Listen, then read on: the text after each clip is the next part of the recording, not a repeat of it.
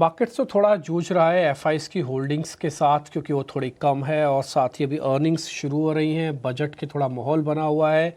लेकिन इस बीच वायरस की खबर ने थोड़ा डिस्ट्रॉय किया मार्केट के पैटर्न को, जो रिकवरी का पैटर्न था टिपिकली। पिछले साल यानी 2024 के अंदर करीब 10% का रिटर्न देके इंडेक्स ने आपको एफडी से थोड़ा ज़्यादा पैसे दिए।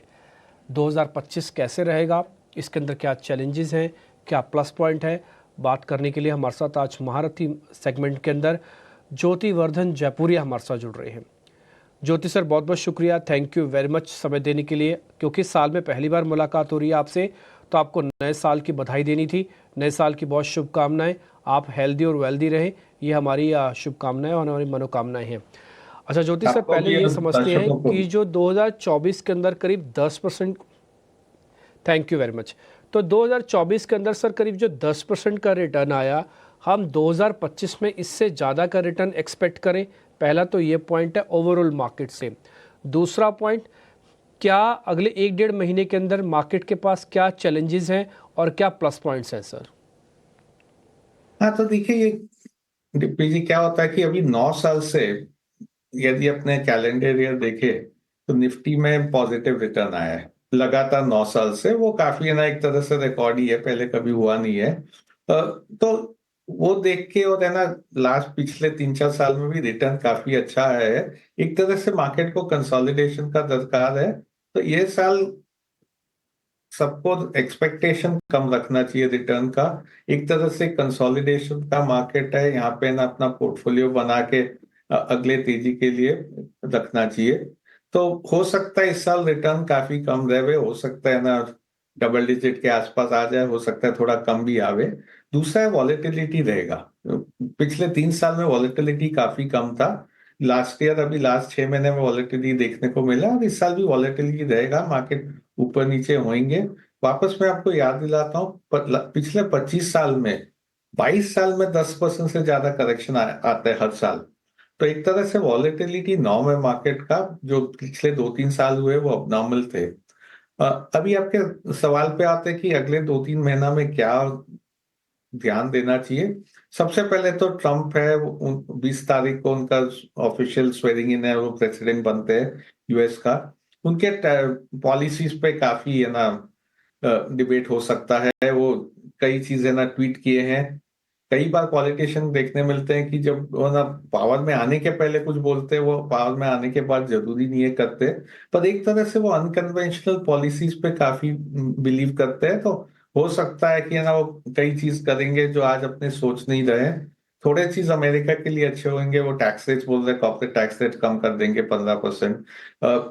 वो टैरिफ लगाएंगे जो है ना अमेरिका के लिए भी अच्छा रहेगा क्या पता नहीं, क्योंकि वहां भी इन्फ्लेशन प्रेशर बढ़ जाएगा। भारत के लिए, चाइना के लिए, सबके लिए खराब हो सकता है। पहले एक बार है ना रिलेटिवली इंडिया के लिए अच्छा हो सकता है, क्योंकि शायद चाइना पे ज्यादा टैरिफ लगे इंडिया से। पर वो है ना फिर बाद में चाइना है ना डिवैल्यू कर देगा करेंसी, तो वो एक तरह से खराब हो सकता है। तो ट्रम्प के पॉलिसी पे काफी ध्यान देना पड़ेगा अगले 2 महीने में कि वो क्या करते हैं। ट्वीट तो काफी किए हैं, पर एंड में पॉलिसी क्या अपनाते हैं।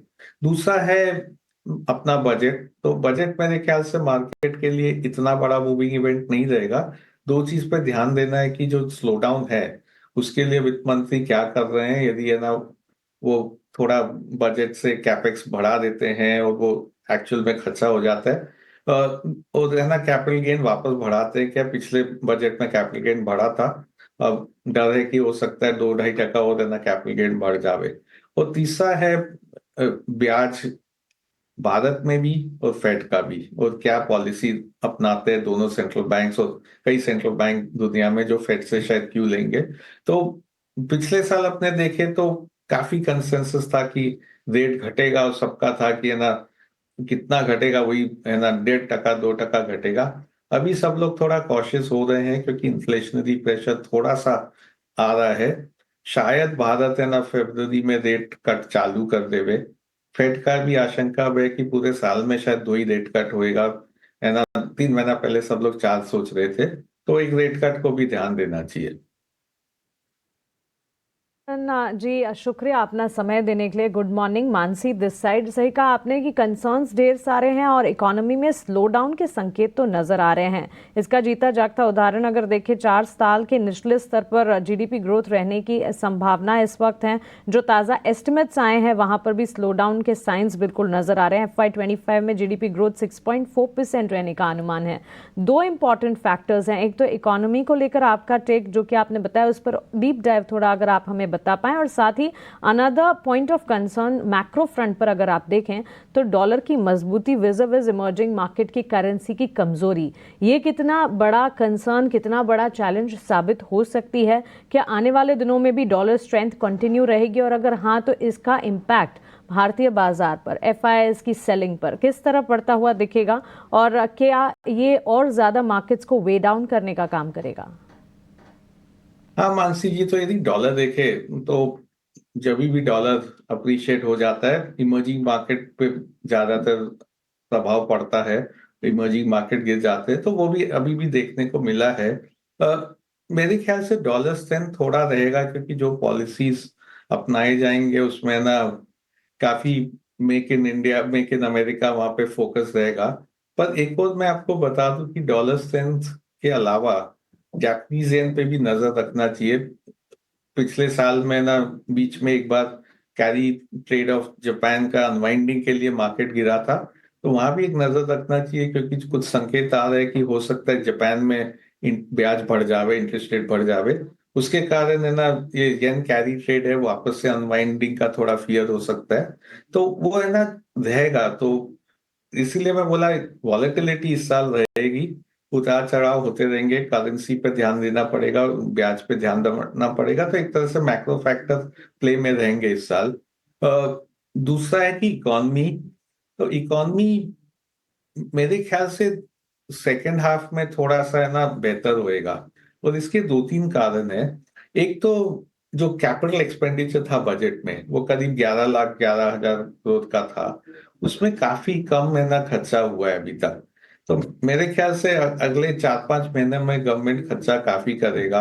हो सकता है 1 लाख करोड़ हर महीना खर्चा हो जावे, तो उसके कारण जो इकोनॉमी में थ्रस्ट आएगा कि भाई एवरेज 40-50 हजार करोड़ खर्चा हो रहा था, और वहां से 1 लाख करोड़ खर्चा होएगा, तो वो इकोनॉमी को एक इम्पेटस मिलेगा। दूसरा है जो बारिश था, बारिश काफी अच्छा हुआ है, तो उसके लिए रूरल इनकम थोड़ा है ना अच्छा होने के कारण वहां पे से रूरल थोड़ा बाइंग आ जाएगा, जो कंजम्पशन को हेल्प करेगा। अर्बन थोड़ा है ना ऐसे ही रह सकता है। और तीसरा लिक्विडिटी सिस्टम में सीआरआर घटाए थे रिजर्व बैंक ने, और वो सीआरआर का इम्पैक्ट 1 लाख 1.25 लाख करोड़ का जो लिक्विडिटी पे आएगा, उसका है ना फायदा मिल जाएगा इकॉनमी को अगले 3-4 महीने में। तो तीन कारण है जिससे इकॉनमी अच्छा हो जाएगा, पर थोड़ा टाइम लगेगा। यदि अपने कॉर्पोरेट नतीजे भी देखे तो ये क्वार्टर पिछले क्वार्टर की तरह रहेगा, शायद मेरे ख्याल से मामूली बेहतर हो जावे, पर हो सकता है मार्च क्वार्टर उससे भी बेहतर होए। ओवरऑल हम लोग का फोरकास्ट है अगले साल करीब 11-12% का कॉर्पोरेट अर्निंग ग्रोथ आ सकता है। कई सारे मैक्रो फैक्टर्स की तो हमने बात कर ली, लेकिन अब थोड़े डोमेस्टिक फेसिंग सेक्टर्स पर नज़र डालेंगे। कई सारे एफएमसीजी सेक्टर के कंपनियों ने अपने क्वार्टरली अपडेट्स पेश किए हैं, और सिंगल डिजिट ग्रोथ ही मिस्टर जयपुरिया सभी कंपनियों ने रिपोर्ट किए हैं। लेकिन इन कॉन्ट्रास्ट अगर हम क्विक कॉमर्स कंपनीज की बात करें या फूड डिलीवरी प्लेटफॉर्म कंपनीज की बात करें, तो उनका ग्रोथ काफ़ी स्ट्रांग रहा है। इस लैंडस्केप पर आपका क्या नज़रिया होगा? और rural versus urban consumption trend पर देखें तो अर्बन कंजम्पशन अभी भी स्लोअर साइड पर है। क्या व्यू होगा आपका FMCG last traditional FMCG companies versus quick commerce पर, और क्या आप क्विक कॉमर्स कंपनीज में निवेश करने की सलाह देंगे?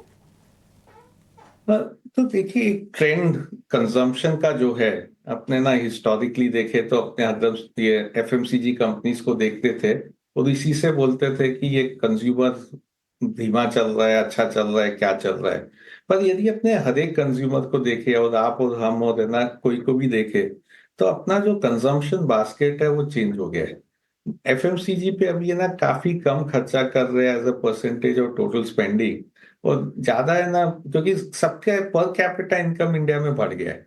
और जैसे जैसे पर कैपिटा इनकम बढ़ता है, तो एक तरह से नेसेसिटीज तो पहले हो जाती है, उसके बाद सेमी लग्जरी और लग्जरी प्रोडक्ट्स पे जाते हैं। तो अभी एफएमसीजी में बहुत धीमा है, वॉल्यूम ग्रोथ है नहीं, पर अपने कुछ है ना वाइट गुड्स देखे तो उसमें वॉल्यूम ग्रोथ अच्छा है, मोबाइल फोन देखे तो वॉल्यूम ग्रोथ अच्छा है, यदि अपने टूरिज्म में देखे, होटल को देखे और है ना एयरलाइन को देखे तो वहां सब है ना अच्छा चल रहा है, क्योंकि वो कंजम्पशन पैटर्न चेंज हो रहा है, तो इसके कारण ये देखने मिल रहा है। और तीसरा, जैसे आपने क्विक कॉमर्स का कहा था, तो कैसे कंज्यूमर सब चीज खरीद रहा है वो भी चेंज हो रहा है। सब लोग अभी है ना घर पे मंगवा रहे हैं, अमेजोन से ऑर्डर कर रहे हैं, जोमेटो से ऑर्डर कर रहे हैं, तो उसके कारण ये सब पूरा longer term change in trend है जो है ना कंज्यूमर को देखने मिल रहा है, और वही है ना दिखा रहा है कि इनका एक तरह से मार्केट शेयर गेन भी होते जा रहा है, कि भाई यदि अपने पहले 100 रुपया फूड पे खर्चते थे तो अभी है ना ज्यादा बाहर से मंगाने लग गए, जोमेटो से मंगाने लग गए, पहले इतना नहीं मंगाते थे, तो एक तरह से मार्केट शेयर गेन हो जाता है पूरे कंजम्पशन बास्केट में, और इसलिए उनका ग्रोथ बहुत ज्यादा आ रहा है। अब शेयर का देखें तो वैल्यूएशन भी काफी है ना सस्ते नहीं है, तो यहाँ से हम लोग के वैल्यूएशन पैरामीटर में फिट नहीं होता है, क्योंकि हम लोग काफी वैल्यूएशन कॉन्शियस रहते हैं इसमें। पर ये लॉन्गर टर्म ट्रेंड रहेगा, तो एक तरह से एक लॉन्ग टर्म कोई देखना चाहे तो देख सकता है, वैल्यूएशन सस्ता मिले तो बेहतर रहे। ज्योति सर, एक लास्ट क्वेश्चन आपसे और पता करना है, क्योंकि मैं ना थोड़ा मार्केट की वेटेज के हिसाब से मैं पूछ रहा हूँ। मार्केट में दो इंपॉर्टेंट सेगमेंट है, first is IT and second is banking. ये दोनों कोरिलेटेड भी नहीं है, दोनों बिल्कुल अलग अलग है, दोनों के पॉइंट्स अलग अलग है, दोनों अलग अलग पॉइंट से डिराइव भी होते हैं। आप इन दोनों सेक्टर्स पे अपना टेक बता के जाइए, आपका स्टांस क्या है बैंक्स पे और आईटी पे? तो देखिए डीपी जी, बैंक्स काफी है ना अंडर परफॉर्म किए हैं मार्केट में। आज के दिन देखें तो वैल्यूएशन काफी सस्ता है बैंक्स में। वहां पे शॉर्ट टर्म दिक्कत काफी है कि भाई है ना क्रेडिट ग्रोथ नहीं था, पहले डिपॉजिट ग्रोथ नहीं आ रहा था, अभी क्रेडिट ग्रोथ नहीं आ रहा, डिपॉजिट ग्रोथ आ गया। दूसरा है ना एनपीएल प्रेशर है थोड़े सेगमेंट्स पे, अनसिक्योर्ड लोन हो चाहे एमएफआई हो, सब जगह है ना प्रेशर है, पर इसी के कारण है ना वैल्यूएशन इतना सस्ता मिल रहा है। यदि अपने 10 साल का वैल्यूएशन देखे और आज का वैल्यूएशन कंपेयर करें तो 10 साल से कम वैल्यूएशन पे चल रहे बैंक्स। तो हम लोग बैंक्स में ना पॉजिटिव इस साल के लिए धीरे धीरे पोजीशन बिल्ड कर रहे हैं, क्योंकि ये क्वार्टर के नंबर्स इतने खास नहीं आएंगे, हो सकता है अगला क्वार्टर भी थोड़ा सा ही रिकवरी देखे, तो अगले 3-4 महीने में बैंक्स में पोजीशन बिल्ड करना चाहिए, क्योंकि यहाँ पे वैल्यूएशन कंफर्ट काफी है। तो बैंक्स एक सेगमेंट है जो अच्छा नहीं किया है, जहाँ पे हम लोग के जो 3 यूज है कि भाई अंडर वैल्यूड है, अंडर ओन्ड है और अंडर परफॉर्मिंग है, वो बहुत अच्छे से फिट हो रहा है बैंकिंग सेक्टर में, हम लोग वहां पे काफी ध्यान दे रहे हैं। आईटी है ना थोड़ा न्यूट्रलिश टाइप के व्यू में है कि भाई जो करेंसी डिप्रिशिएट हो रहा है एक तरह से शॉर्ट टर्म में आईटी को हेल्प करता है, लॉन्गर टर्म इतना इम्पैक्ट नहीं देता है। पर यहाँ पे ना पॉलिसी चेंज का काफी असर आ सकता है, यदि है ना वो H1B पॉलिसी ट्रम्प ने कुछ चेंज कर दिया तो फिर काफी दिक्कत आ सकता है। और दूसरा लॉन्गर टर्म सेट है ये आर्टिफिशियल इंटेलिजेंस का, यहाँ पे वो उसको टाइम लगेगा, 3-4 साल लगेगा, पर एक तरह से हो सकता है उसके बाद डिमांड स्लो डाउन हो जावे।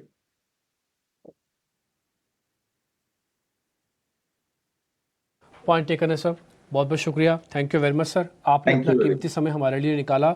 अच्छे से आपसे बातचीत हुई है और हमेशा से अच्छा टेक भी मिलता है आपसे ज्योति भाई, बहुत बहुत शुक्रिया, थैंक यू वेरी मच। जल्दी आपसे वापस भी मुलाकात होगी, थोड़ा हम आपसे बजट से पहले एक बार और मुलाकात करने की कोशिश करेंगे सर। बहुत शुक्रिया, थैंक यू वेरी मच समय